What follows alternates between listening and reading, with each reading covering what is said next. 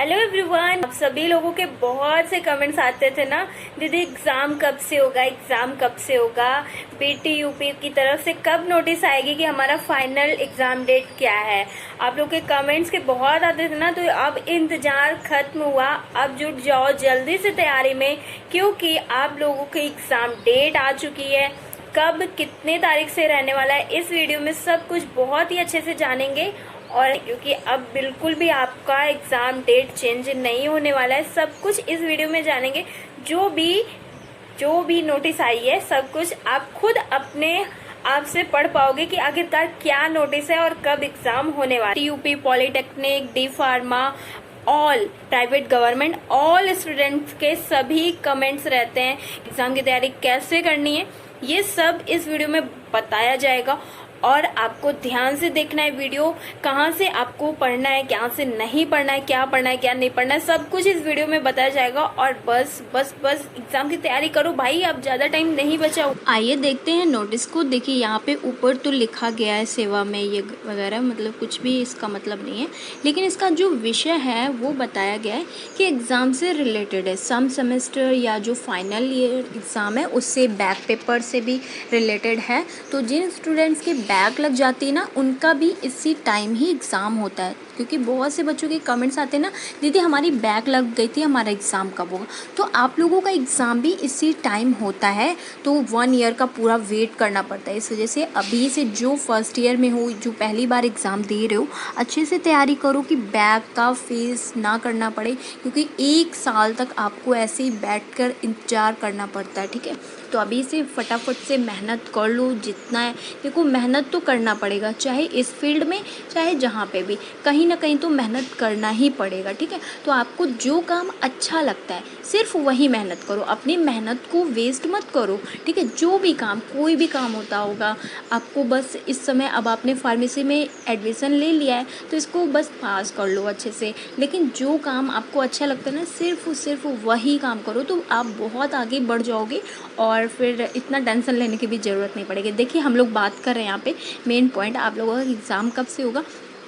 तो यहाँ पे बताया गया है जो 8/6/2023 को नोटिस दी गई थी कि एग्ज़ाम 28 से स्टार्ट होगा, वो प्रपोज डेट आई हुई थी, तो कॉलेज नहीं इतना प्रिपेयर था। और जून में एग्ज़ाम तो होता नहीं है कहीं से भी, क्योंकि जून के टाइम में इतना ज़्यादा गर्मी रहता है और आना जाना, किसी बच्ची का सेंटर दूर जा रहा है तो कैसे मैनेज कर पाएगा। इवन टीचर्स को भी बहुत ज़्यादा प्रॉब्लम होती है, सिर्फ स्टूडेंट्स को ही नहीं। और इसी वजह से जून में एग्ज़ाम कभी नहीं हुआ है, कोई भी एग्ज़ाम जून में नहीं हुआ है। ठीक है, अब हम लोग बात करते हैं कि एग्ज़ाम आखिरकार कब है, इसमें दिया क्या गया है। तो यहाँ पे जो बताया गया है कि 28 से जो हुआ था, प्रपोज डेट आई है, उसे कैंसिल किया गया है और एक न्यू जो एग्ज़ाम डेट आई हुई है ये प्रपोज डेट ही है, ध्यान रखना है। ठीक है, लेकिन ये फाइनल डेट रहेगी। अगर इसमें अगर कोई भी मिस्टेक रहती है तो सभी कॉलेजेस को ओनली 2 डे का वार्निंग दिया गया है। अगर कोई भी मिस्टेक रहती है तो सिर्फ 2022 तक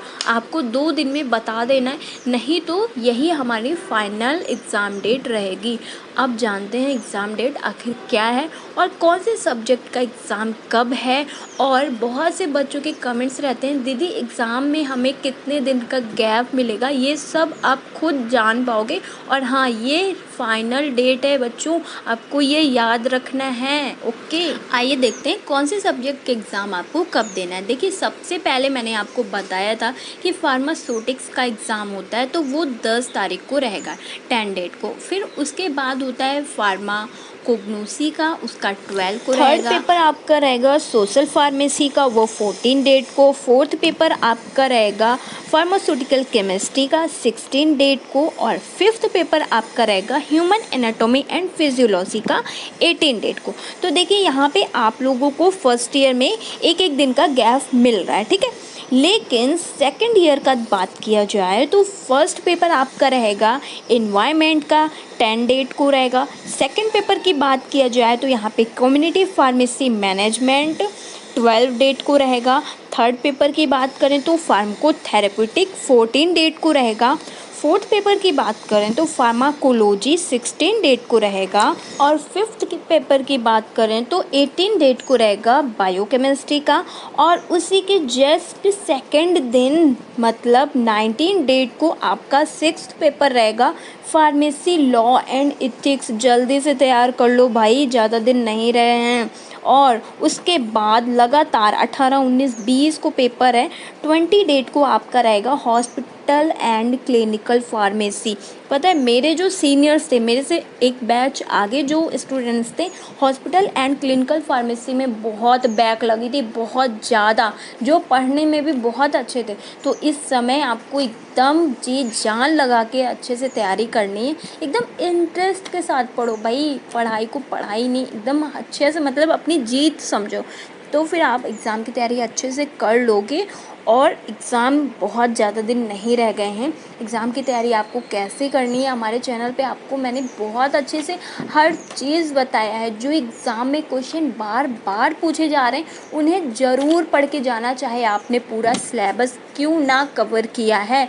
आपने अगर पूरा सिलेबस कवर किया है फिर भी आपको बहुत ज़्यादा ज़रूरत होती है कि एग्ज़ाम में रिपीटेड क्वेश्चंस कौन से हैं, क्योंकि अगर आपने पूरा सिलेबस कवर किया है, इम्पॉर्टेंट नहीं ध्यान दिया, तो इसी वजह से लगता है ना स्टूडेंट्स को कि हाँ मैंने पढ़ा तो बहुत अच्छे से था लेकिन फिर भी क्यों बैक आ गई, क्यों। तो रिपीटेड क्वेश्चंस को दोहराइए। और आपको इतना जानना ज़रूरी है कि एक फार्मासिस्ट को कौन कौन से क्वेश्चंस एग्ज़ाम में ज़्यादा बार पूछे जा रहे हैं, रिपीटेड क्या है, ठीक है। तो इसीलिए कहा जाता है कि solution paper is a must boost exam में पास होने के लिए। तो जिन्होंने कुछ भी नहीं पढ़ा है उन्हें भी repeated questions, previous year solution paper, question paper लगाना चाहिए। और जिन्होंने कवर किया है उनकी तो बात ही अलग है, वो अच्छा स्कोर करेंगे, ठीक है। और जिन्होंने नहीं पढ़ा है अभी तक तो जाओ भाई, एग्ज़ाम आ गया है, अब कितना टाइम वेस्ट करोगे, टाइम मत वेस्ट करो, जल्दी से जाओ चैनल पे चेक करो, सभी के इम्पॉर्टेंट क्वेश्चंस अपलोड हैं, उन्हीं के साथ सब्जेक्ट बाय सब्जेक्ट प्लेलिस्ट है। आपको चैनल पे बहुत ही अच्छे से मैंने हर एक टॉपिक बहुत ही प्यार से समझाया, अपने छोटे भाई बहन की तरह। जो भी कंफ्यूजन रहनी है, आपकी दीदी तो ऑलवेज है, टाइम है ना आपके कमेंट का रिप्लाई देने के लिए। तो फिर क्यों नहीं किया जा रहा है भाई एग्ज़ाम की तैयारी, क्या चाहते हो आखिरकार?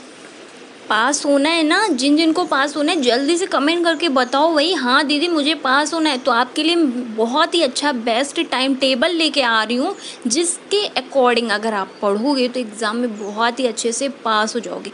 एक टाइम टेबल होना आपके पास बहुत ज़्यादा ज़रूरी है, एक सही टाइम से खाना पीना भी बहुत ज़्यादा ही ज़रूरी है। तो जल्दी से कमेंट करके बताओ क्या मेरे सभी प्यारे भाई बहनों को इसकी ज़रूरत है या नहीं। ओके, तो एग्ज़ाम की तैयारी कैसे करनी है सब कुछ आपको मैंने बहुत ही अच्छे से समझा रखा है। टाइम टेबल वीकली अपलोड है कि आपको कैसे पढ़ना है, डे नाइट जो भी आउल हो, आप डे बर्ड हो नाइट आउल हो, आपको कैसे पढ़ना है। एग्ज़ाम की तैयारी करने के लिए इंपॉर्टेंट क्वेश्चंस पहले से ही अपलोड है, ऑल स्टेट के, चाहे जहाँ से भी हो आप, ठीक है। और बहुत से बच्चों की कन्फ्यूज़न रहती है, दीदी क्या हम हिंदी में लिख सकते हैं, इंग्लिश में लिख सकते हैं? आराम से लिख सकते हो भाई, आपकी कॉपी है, आपको समझाना है एग्ज़ाम में टीचर को कि हाँ इसका आंसर इस तरह होगा, तो आप क्यों नहीं लिख सकते हो? इंग्लिश में लिखना है, गलत स्पेलिंग नहीं करनी है, हमेशा याद रखना है। क्योंकि एक बच्चे का कमेंट्स आ चुका है, दीदी मैंने इंग्लिश में लिखा था बहुत ही अच्छे तरीके से, मेरे कम नंबर आए, लेकिन मेरे जो दोस्त है उसने हिंदी इंग्लिश दोनों में मिक्स करके लिखा था, उसके अच्छे परसेंटेज आए, ठीक है। तो आपको